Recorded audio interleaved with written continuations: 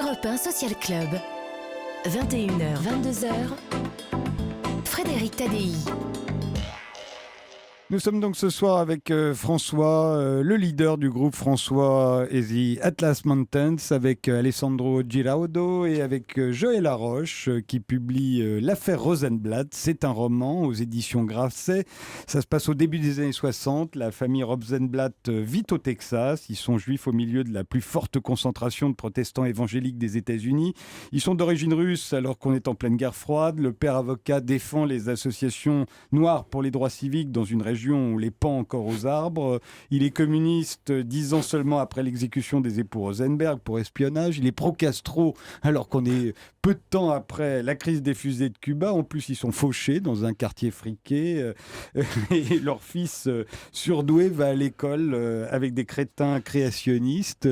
J'ai l'impression, Joël Laroche, que vous avez eu envie de lire, d'écrire en plus truculent, en plus drôle, le livre de Philippe Roth que vous aviez envie de lire.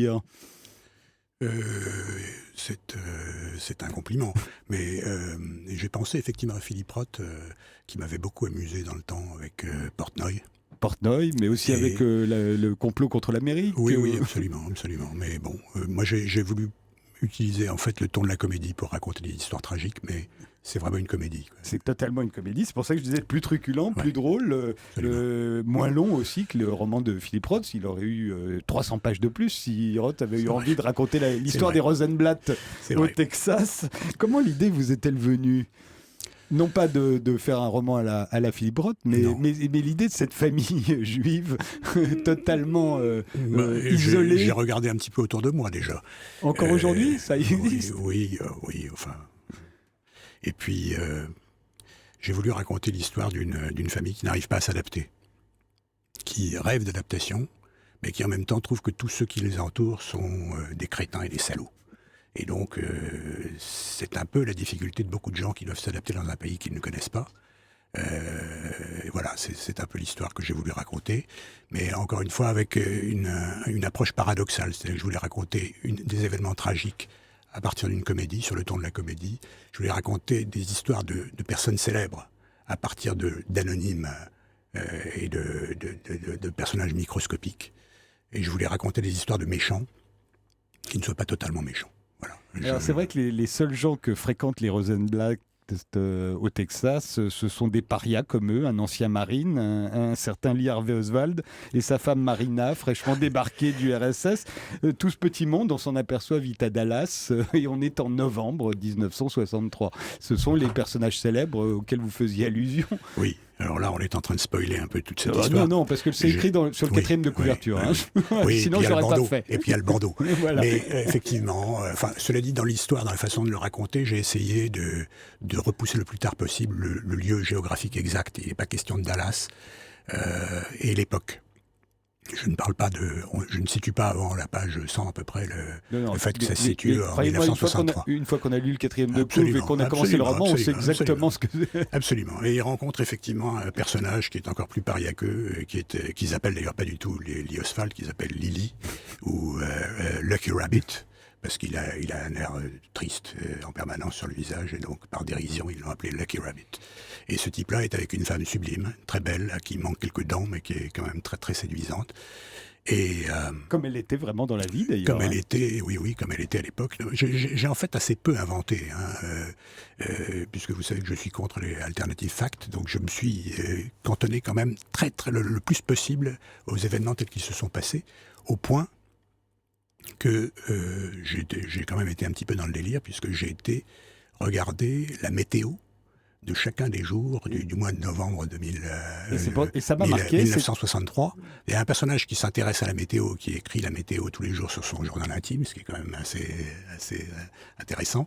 Et j'ai pas voulu partir sur quelque chose qui n'existe pas, donc j'ai été chercher la météo de Dallas à Love Field Airport.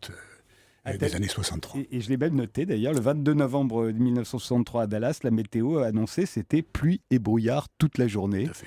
Et de ce fait, on peut se dire que s'il avait plu ce jour-là, on aurait mis le hardtop anti-balles sur le toit de la voiture. C'est en effet ce que dit le narrateur. il trouve que c'est une très très belle découverte philosophique et il essaye d'imposer ça à sa famille, puis on lui l'a fermé. Mais voilà. Mais à tel point que je me suis demandé, et en écho à ce que vous disiez au début de cette émission, par rapport au complotisme qui est né après le 11 septembre, on sait bien qu'en réalité le complotisme est né avec l'assassinat de John Kennedy, parce qu'il y avait tellement de questions qui semblaient sans réponse, ça a laissé la place à toutes les théories de la conspiration, que vous n'avez pas l'air d'épouser du tout d'ailleurs. Vous tenez à distance de tout ce qu'on a pu dire. Je me tiens à distance et puis je laisse la chose ouverte, la solution ouverte. Je ne me prononce pas.